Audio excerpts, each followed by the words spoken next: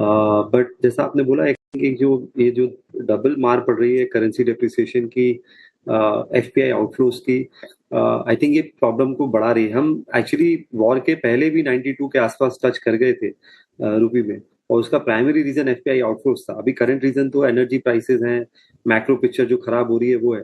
But कहीं ना कहीं मुझे ऐसा लगता है अनुज, हम थोड़ा सा हमें प्रोएक्टिव होना चाहिए था, क्योंकि एफपीआई सेलिंग सडन नहीं हुई है। 18 महीने के आसपास का अगर आप फिगर देखेंगे, जुलाई 2024 जब से एलटीसीजी बढ़ा था, तो ये कंसिस्टेंट रहा है और रिलेंटलेस रहा है। किसी किसी महीने थोड़ा सॉफ्ट जरूर हुआ है, बट $100 बिलियन के ऊपर निकल गया है। तो ये एक प्राइमरी कंट्रीब्यूटर है। अभी वाला स्ट्रेस थोड़ा सा एनर्जी प्राइसेस और कॉम्बिनेशन है, क्योंकि आउटफ्लो लगभग $1 बिलियन रोज का बाहर जाएगा तो प्रेशर आएगा। तो मुझे लगता है कुछ शॉर्ट टर्म मेजर्स अनाउंस हो सकते हैं आरबीआई की तरफ से, और लॉन्ग टर्म स्टेप्स भी लिए जा सकते हैं कि कहीं से इनफ्लो आए। और जितनी बैंकिंग डील्स हुई हैं, जैसे एमयूएफजी का अप्रूवल अभी, जो बेन कैपिटल वाला डील है वो अभी अभी आया है। बहुत सारे जो एफडीआई डील्स हैं उनको एक्सपेडाइट करने की जरूरत है। कुछ रिसर्जेंट बॉन्ड या जो 2013 में किया तो वो उससे जरूरत है। तो मुझे लगता है कि कहीं ना कहीं कुछ करेंसी फ्रंट पे आपको स्टेबलाइज करने के लिए कुछ एक्शन दिखेगा, शॉर्ट टर्म और लॉन्ग टर्म। और एक जो बड़ा ट्रिगर मेरे हिसाब से है वो क्रूड का जो है स्टेबल होना है। अगर क्रूड बढ़ता रहेगा, फ्लक्चुएट करता रहेगा, तो मार्केट आपको प्रेशर में दिखाई देगा। हालांकि मुझे लगता है अनुज कि बाजार यूजली बॉटम पहले बना लेता है। जैसे आपने देखा होगा कोविड में भी बॉटम तो मार्च में बन गया था, जबकि कुछ चलता रहा था। तो कहीं ना कहीं बाजार फॉरवर्ड डिस्काउंटिंग मशीन है।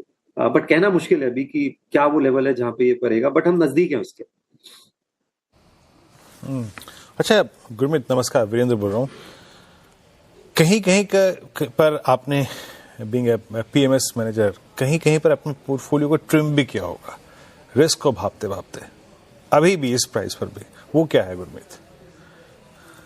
तो बहुत बहुत अच्छा सवाल है, क्योंकि क्या है कि रिस्क रिवॉर्ड बहुत फेवरेबल हो गया है बहुत सारे पॉकेट्स में। तो जहाँ पे मार्जिन ऑफ सेफ्टी ज्यादा है वहां पे थोड़ा वेटेज बढ़ाया है। जैसे बैंक्स में थोड़ा वेटेज बढ़ाया है, क्योंकि अब सारे बैंक्स अगर देखेंगे, लीडिंग प्राइवेट सेक्टर बैंक्स आपको 12 से 14 के अर्निंग मल्टीपल पे हैं, बिलो 2 बुक के हैं। ये वैल्यूएशन आई थिंक अगर आप देखेंगे तो शायद 20 ईयर लो होगा। यहाँ पे थोड़ा वेटेज बढ़ाया है। कुछ सेक्टर्स जो वॉर से जिनका कोरिलेशन कम है, ओवरऑल तो पूरा इकोनॉमी का कोरिलेशन होता है, वहां पे वेटेज बढ़ाया है। जैसे फार्मा में थोड़ा वेटेज बढ़ाया है, डिफेंस में वेटेज बढ़ाया है, भारतीय ऐड किया है पोर्टफोलियो में। उसके अलावा हमने जहां पे कोरिलेशन ज्यादा था, जहां पे अर्निंग इम्पैक्ट इमीडिएट आ सकता था वॉर की वजह से, क्योंकि रॉ मटेरियल प्राइसेस में इन्फ्लेशन है, सप्लाई चेन डिस्ट्रप्शन है, तो थोड़ा सा कैपिटल गुड्स, थोड़ा सा जो जहाँ क्रूड डेरिवेटिव है, इनपुट है, वहां थोड़ा सा वेटेज कम किया। बट हम बहुत ज्यादा चेंजेस करने के फेवर में नहीं है, क्योंकि बाजार रिबाउंड भी बहुत शार्प होता है। आपने इस हफ्ते देखा होगा बहुत शार्प मूव्स आए हैं मार्केट में। तो अगर जब आपको याद होगा जब 23 मार्च को लोअर सर्किट लगा था तो 24 को अपर सर्किट लगा था। तो बहुत ज्यादा कैश कॉल लेना भी रिस्की है इन लेवल्स पे। तो माइनर एडजस्टमेंट थोड़े से किए हैं, और फॉर्चुनेटली अभी तक इन्वेस्टर पेशेंस बना हुआ है। पेनफुल पीरियड है, हम लोग को ज्यादा फील होता है, क्योंकि हम पैसा भी मैनेज करते हैं। बट मुझे ऐसा लगता है कि बहुत जगह वैल्यूएशन जो हैं लगभग नजदीक हैं लोएस्ट पॉइंट के, अगर लोएस्ट नहीं है तो भी। ओके, तो ये आपके पोर्टफोलियो में जो थोड़ा बहुत बदलाव किया है गुरमीत जी, वो हमने समझ लिया। लेकिन मेरा थोड़ा सेक्टर स्पेसिफिक आपसे सवाल पूछना चाहूंगी।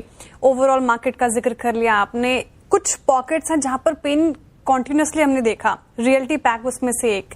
आज भी देखिए 3.5% के करीब करीब डाउन है, कभी भी स्टॉक चलने का नाम नहीं ले रहा सर। तो यहाँ पर क्या नजरिया है आपका? जिनके पोर्टफोलियो में रियल्टी पैक स्टॉक्स हैं वो क्या करें, क्या स्ट्रैटेजी अपनाएं?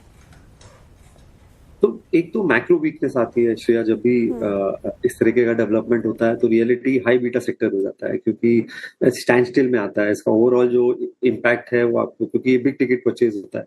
दूसरा थोड़ा सा कोरिलेटेड है एआई और आईटी से, क्योंकि सबसे बड़ा जो कंज्यूमर है कमर्शियल एस्टेट रियल एस्टेट का, वो आईटी क्विक कॉमर्स है।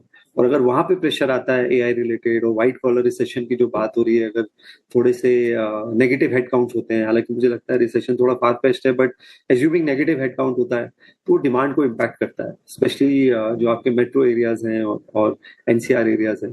तो यहाँ पे मैं अभी क्योंकि और इनपुट कॉस्ट बढ़ेगा, रियलिटी में हर चीज का बढ़ेगा, तो मुझे लगता है मल्टीपल तरीके से के हेडविंड्स हैं। तो जब एक बार थोड़ी स्टेबिलिटी आती है तब शायद आपको ये रिवर्सल दे सकता है। टाइम बीइंग के लिए जैसे मैंने आपको बोला कि उन सेक्टर्स में रहिए जहां पे इम्पैक्ट जो है रॉ मटेरियल वाइज या वॉर का नहीं है, बट ब्रॉडर लिक्विडेशन है बाजार में, उस वजह से शेयर्स गिर रहे हैं। मीनवाइल निफ्टी देखिए अब 22,825 पर आ गया है श्रेया। अब अगला मजबूत सपोर्ट कहाँ पर है?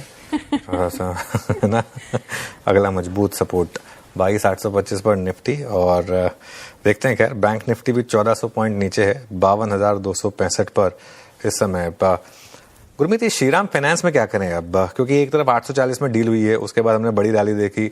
अब रिस्क ये है कि एनबीएफसी के लिए एक बड़ा रिस्क ओपन हो रहा है कि इंटरेस्ट रेट हाइक ना हो जाए, कट तो आप छोड़ ही दीजिए अब। तो क्या अपना व्यू बदलने की जरूरत है इस समय इन स्टॉक्स पर?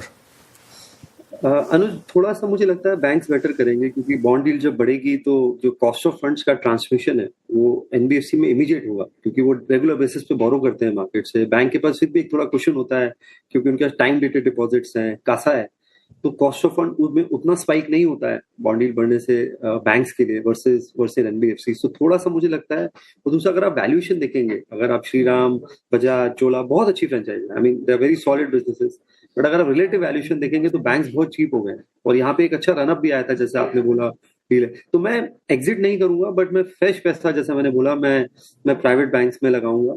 और वहां पे क्योंकि मार्जिन ऑफ सेफ्टी ज्यादा है। अभी एचडीएफसी बैंक भी 25% डाउन है, आईसीआईसीआई बैंक भी 2 बुक वैल्यू पे है, पूरा बैंक निफ्टी 12-13 के अर्निंग मल्टीपल पे है, तो मार्जिन ऑफ सेफ्टी जो है काफी ज्यादा। अच्छा गुरमीत, आज सुबह हमारे साथ कार्यक्रम में वो श्रीवास्तव साहब थे, उन्होंने कहा कि बहुत दिनों बाद हम खुश हुए हैं, आईटीएम ने लिया है इस कन्विक्शन में कि फाइनली अगर आप देखें, आप बायबैक की उस अपनी पूरे रीत, जिसे कहते हैं ना, प्रचलन था आपका, कैश होगा तो बायबैक करेंगे, डिविडेंड देंगे, उससे बाहर के निकल के तो आए आप, एटलीस्ट शॉपिंग के लिए गए तो सही। आपका इस पे तर्क क्या है? आईटी पर इस इवेंट को 3 चीजें हुई लगातार। एक दिन हैप्पीएस्ट माइंड की मैनेजमेंट ने एक टेक शेयर किया, एसेंशियल के नंबर, और फाइनली अगर आप देखें इन्फोसिस की शॉपिंग। कैसे देख रहे हैं आप इस बदले स्वरूप में, हल्के से बदले स्वरूप में आईटी को?